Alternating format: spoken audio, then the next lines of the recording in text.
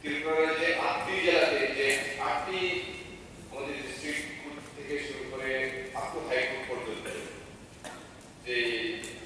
আমাদের যারা এসটি এবং এসসি লয়ার্সরা আছে for practising in court of law, ST সংখ্যা এখন এনরোল করা আছে 200 এবার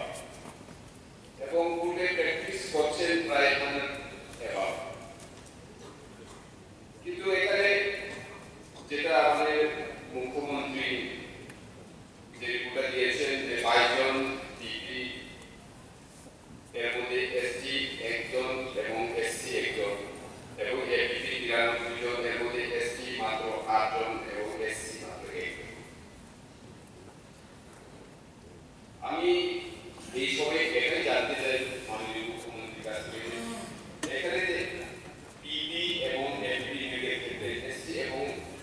এসসি রিজার্ভেশন না মানার কারণটা কি?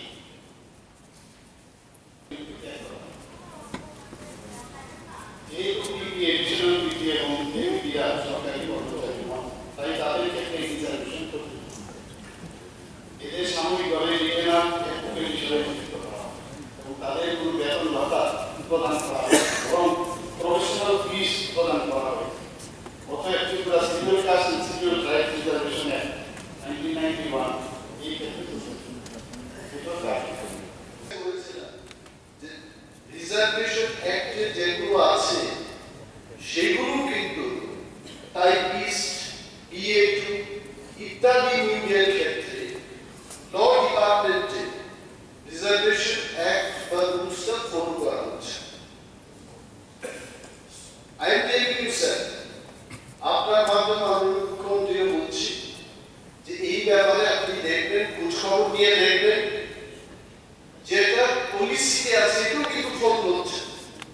এবং এই বিষয়ে উনি তদন্ত করে ব্যবস্থা নেবেন কিনা। আর এই এপিপিপিপি ক্ষেত্রে কেন হবে না? Anything if the house be one, হাজার হাজার এলএলবি নিয়ে এলএলএম নিয়ে এসসি এসটিরা প্র্যাকটিস করছে, কেন তাদের ক্ষেত্রে এই নিয়োগটা হবে? নিশ্চয়ই হওয়া উচিত। আদারওয়াইজ বিচার ব্যবস্থায় সঠিকভাবে বিচার করে, আমি সবকিছু খুলে বলবো না, ইফ এভরিথিং হ্যাপেন্স ব্রিটিশদের এই সব কিছু যদি হয়, ভারতীয়রা কোনদিন সুবিচার পাবে না বলেই ভারতের স্বাধীনতা আন্দোলন হয়েছে। And that is why I want to request যেটা আইনে আছে এটা ফলো করা হোক, যেটা নেই এটাকে ইমপ্রুভ করা হোক। এবং এপিডি আছে এবং এর মধ্যে এসটি এবং এসসি সংখ্যা উত্তর বর্তমানে ত্রিপুরায় যে মোট পিপির সংখ্যা 22 জন, এর মধ্যে এসটির সংখ্যা 1, এসসির সংখ্যা 1 এবং এপিডি মোট সংখ্যা 93 জন। এর মধ্যে এসটির সংখ্যা 8 জন এবং এসসির সংখ্যা 1। 2 নম্বর প্রশ্ন, পিপি এবং এপিডি নিয়োগের ক্ষেত্রে এসটি এসসি রিজার্ভেশন মেনটেন করা হয়। পিপি এবং এপিডি নিয়োগের ক্ষেত্রে এসটি এসসি রিজার্ভেশন মেনটেন করা হয়। জিনিস হলো বর্তমানে কিভাবে নিয়োগ হয়। হাইকোর্টের সিদ্ধান্ত মোতাবেক গভর্নমেন্ট ডিএমদের দিয়ে অ্যাডভার্টাইজমেন্ট দেয়, ল ডিপার্টমেন্ট থেকে অ্যাডভার্টাইজমেন্ট দেয়, ডিএম ইন্টারভিউ দেয়, যারা যারা অ্যাপ্লাই করে তাদের থেকে সিলেকশন। আমি যতটুকু জানি এখানে ল সেক্রেটারি হয়ে যেমন আছে নিশ্চয়ই এইটাই নিয়ম লসটা আছে। I think it is possible. At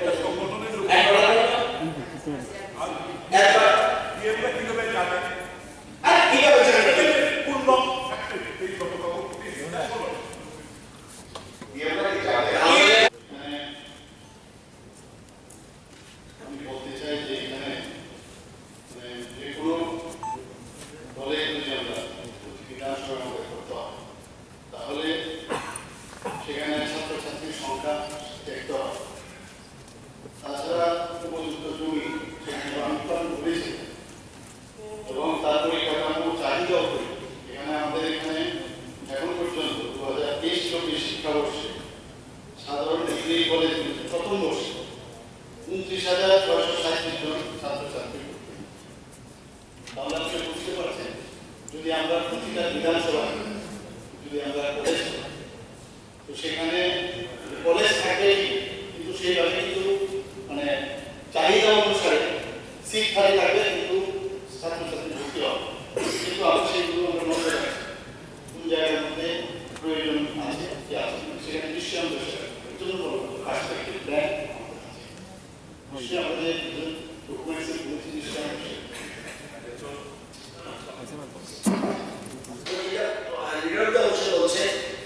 rules of act যতক্ষণ পর্যন্ত অ্যামেন্ডমেন্ট করতে পারবেন আপনাদের ততক্ষণ পর্যন্ত উইশের হবে না একবার হাইকোর্ট সরকার পাবেন না আপনি এটা উইশের উপর হবে না তাহলে রিজার্ভেশন একটা রুলসে কেমন করতে হবে তবে পার্লামেন্ট কারণে কাজ করবে পার্লামেন্ট দরকার পার্লামেন্টারি অ্যাফেয়ার্স মিনিস্টার যখন উঠে দাঁড়িয়ে যে অন্তর্গত দিলেন তারপরও দেখব যে এসটির সংখ্যা একজন পিপির মধ্যে এসসির সংখ্যা একজন পিপির মধ্যে এপিপির মধ্যে 53 সংখ্যা এসসির সংখ্যা পিএম সাহেবরা ইন্টারভিউ নেন তাহলে কতজন এসটি এখন এসটি কোথায় ক্লিক হয়েছে কতজন এসসি অ্যাপ্লাই করেছে সেই জিনিসটা আমার জানানো দরকার আমাদের আজকে কতজন অ্যাপ্লাই করেছে আপনি বলছেন প্রচুর তাহলে বুঝতে পারবেন এটা মেরিটের বিষয় শুধু বাবু যাই বলুন কিভাবে হয় না হয় এটা দিয়ে তো আপনি এটাকে জাস্টিফাই করতে পারবেন আমরা তো এখানে বলবো যে এই সাহেব ওখানে ইন্টারভিউ নিচ্ছে কতজন আসলে এসছি কতজন ওখানে অ্যাপ্লাই করেছে এসসি কতজন অ্যাপ্লাই করেছে সেটাও দেখতে হবে আপনার করেছে কিনা তাহলে যদি না যদি করে থাকে সেটার উপর আমরা কথা বলতে পারতাম এরপর নিয়েছে যে নতুন আইসিকে বাদ দিয়ে দিয়েছে এসসিকে বাদ দিয়ে দিয়েছে এটা বলতো না সরকারের এরকম ভাবে মানে একশো নীতি কোনো অবস্থায় বিষয় এরকম পরবর্তী প্রশ্ন কিন্তু একটা যে বিষয় এক হবে তবে আমি বলতে পারবো এর আগে আমি কি করে বলবো যে একটা আমি ঢুকিয়ে দিতে পারবো যখন এক হবে যেতে দেবো যেটা বললেন একটার বাইরে তো কিছু বলতে পারবো এক যদি এই হয় তখন নিশ্চয়ই এই বিষয়টা দেখা যাবে আমি এখন কি করে বলবো যে না একটার বাইরেও আমি নিয়ে দেবো তাহলে এটা সম্ভব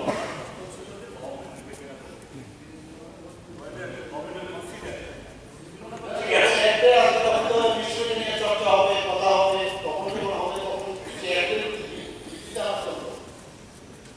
এই নিয়ে গোয়া আদালতের হাইকোর্টে একটা মামলা হয় চিফ জাস্টিস দিলেন চিফ জাস্টিস অর্ডার দেয় যে এখন থেকে উইশ করতে হবে না